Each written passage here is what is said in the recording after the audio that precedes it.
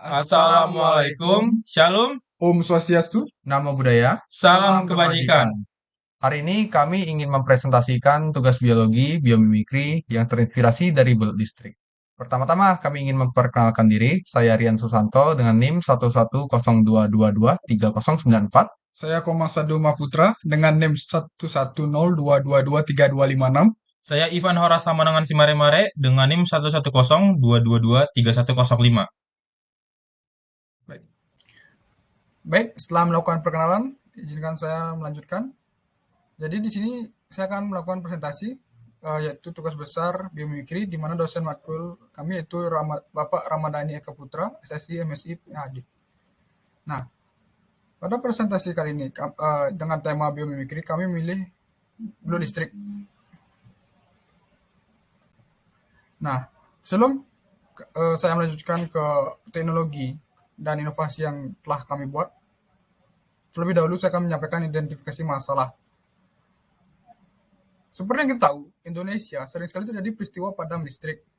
Banyak faktor yang menyebabkan seringnya padam listrik di Indonesia maupun di daerah pelosoknya. Mulai dari faktor cuaca atau alam hingga faktor teknis dari penyedia listrik yaitu PLN. Perjalanan listrik sampai ke rumah-rumah mengalami perjalanan cukup panjang. Listrik yang sudah dihasilkan oleh pembangkit listrik tadi kemudian disalurkan melalui jaringan saluran udara tegangan tinggi atau SUTT atau saluran udara tegangan ekstra tinggi atau SUTT menuju gardu induk GI untuk diturunkan voltasenya menjadi tegangan menengah. Setelah itu, listrik kembali disalurkan melalui saluran udara tegangan menengah SUTM atau saluran kabel tegangan menengah SKTM menuju gardu distribusi. Ikut tampilan bagan dari jalannya arus listrik. Pertama, kemudian listrik disalurkan melalui saluran udara tegangan rendah SUTR, kemudian disalurkan ke rumah-rumah pelanggan untuk bisa digunakan dan sampai ke masyarakat. Dan seluruh pelanggan berdasarkan alur perjalanan yang panjang tersebut. Nah, dari alur perjalanan listrik yang dibentuk atau dibuat menuju rumah pelanggan tersebut sangat banyak sekali. Tentu, risiko adanya gangguan listrik atau mati lampu pada rumah-rumah pelanggan sangat besar. Nah, tak heran jika beberapa pelanggan rumah tangga di Indonesia menggunakan solusi lain, yaitu penggunaan genset. Seperti kita tahu, penggunaan genset dapat menyebabkan polusi udara yang disebabkan oleh emisi gas buang yang dihasilkan oleh mesin genset. Gas buang yang dihasilkan oleh genset terutama terdiri dari karbon monoksida, CO, nitrogen oksida, dan partikel padat.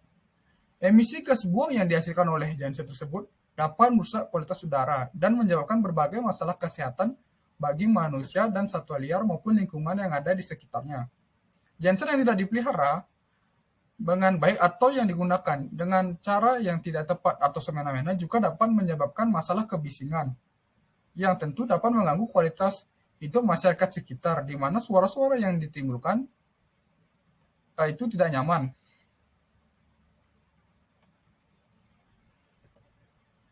Nah, dari masalah tersebut, kami menemukan sebuah ide, di mana sebuah penelitian menemukan bahwa sebuah belut yang terletak di Amerika Selatan mampu menghasilkan arus listrik besar melalui sistem saraf yang sangat terspesialisasi, di mana belut tersebut memiliki kapasitas untuk menyinkronkan aktivitas sel-sel penghasil listrik. Belut listrik yang sudah dilakukan penelitian mampu menghasilkan muatan listrik hingga 600 volt. Nah, dari itu tersebut, kami mencetuskan sebuah teori, yaitu prinsip pada belut listrik, apakah bisa kita aplikasikan ke dalam genset yang baru ataupun sebagai alat penyedia listrik yang ramah lingkungan. Karena setelah yang tadi saya jelaskan, penggunaan genset yang sekarang yang banyak digunakan sangat banyak menghasilkan polusi-polusi. Nah, dari atas hal tersebut, kami pun melakukan dan membuat rancangan-rancangan teknologi dan solusi terkait genset yang dimana menggunakan prinsip kerja dari belut listrik tersebut.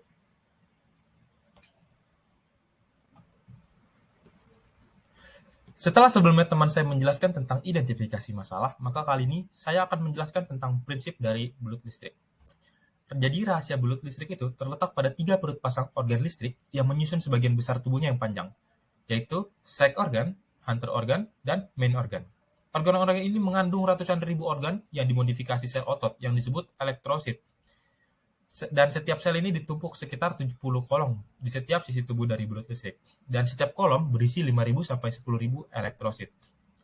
Pada bagian tersebut, belut dapat menyimpan listrik seperti baterai biologis mini. Kekuatan terendah dari belut listrik sendiri mencapai 600 volt. Saat belut listrik merasakan mangsa atau ancaman, ia mengirimkan sinyal melalui sistem syaraf ke elektrosit. Serat syaraf bergabung dengan setiap elektrosit di suatu sisi, tetapi tidak di sisi lain. Kedatangan sinyal menyebabkan ion natrium menjadi bermuatan positif, mengalir ke dalam sel. Aliran ion ini menciptakan gradien potensial sementara yang melintasi sel dan pelepasan listrik. Tegangan yang dihasilkan setiap sel hanya kecil, yaitu sekitar 150 mV. Lalu bagaimana cara belut listrik menghasilkan listrik? Jadi ketika mereka makan, makanan akan dicerna dan menghasilkan lemak, glukosa, protein, dan zat-zat lainnya. Lalu protein dimanfaatkan sebagai pengatur atau pembawa informasi kimia antar sel atau jaringan. Ketika dibutuhkan, listrik akan dihasilkan dengan prinsip osmosis. Larutan yang berisi protein, air, dan senyawa ionik dalam sistem syaraf dan peredaran darah memicu pergerakan ion K+ dan ion Na+, serta anion pada main, sag, dan hunter organ. Gerakan ion-ion ini membentuk loop yang menghasilkan listrik AC atau alternating current. Baiklah, saya Rin Santo akan melanjutkan penjelasan dari rekan-rekan saya, yaitu desain dan prinsip kerja dari electric generator ini. Yang pertama, dimensinya panjangnya kurang lebih 40 cm, lebarnya 20 cm, dan tingginya 25 cm, cukup mungil, dengan bobot kurang dari 20 kg, karena menggunakan bahan plastik anti panas HDPE. Selanjutnya, ada cara kerja dari electric generator ini, yang berbasis belut listrik. Pertama, kami menerapkan prinsip osmosis pada sistem pencernaan, maksud saya sistem peredaran darah dan sistem saraf belut listrik. Kemudian kami menggunakan protein sintetis, larutan Na+ dan H2O, air, untuk memicu pergerakan-pergerakan ion pada replika elektrik organ. Nah, replika elektrik organ ini akan berupa medium yang berisi larutan natrium, larutan Na+ dan K+, serta anion yang dibatasi partisi semi-permeable seperti yang tertera pada ilustrasi gambar di samping. Kemudian ketika adanya tekanan osmosis, ion-ion ini akan bergerak secara beraturan, membentuk sebuah loop. Nah, pergerakan ion ini kemudian akan menghasilkan tegangan dan arus listrik AC. Nah, selanjutnya ada roadmap.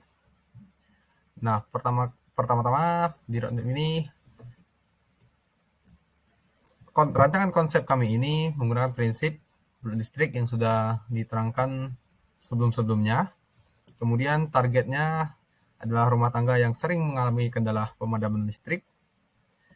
Dan karena konsepnya adalah genset atau generator, maka kami mendesainnya dengan compact dan mudah digunakan. Tetapi kekurangannya adalah biaya pengembangan dan penelitian yang akan mahal. Selanjutnya ada benefit. Mirip-mirip dengan sebelumnya yang sudah saya jelaskan. Yang pertama, tidak menghasilkan polusi karena menggunakan prinsip yang ramah lingkungan. Kemudian pengaplikasiannya mudah karena mungil, dan desainnya compact serta menarik. Baiklah, sekian dari saya. Terima kasih. Sekian presentasi kami hari ini. Jika ada salah kata, kami mohon maaf. Terima kasih. Electric generator, Generating the future.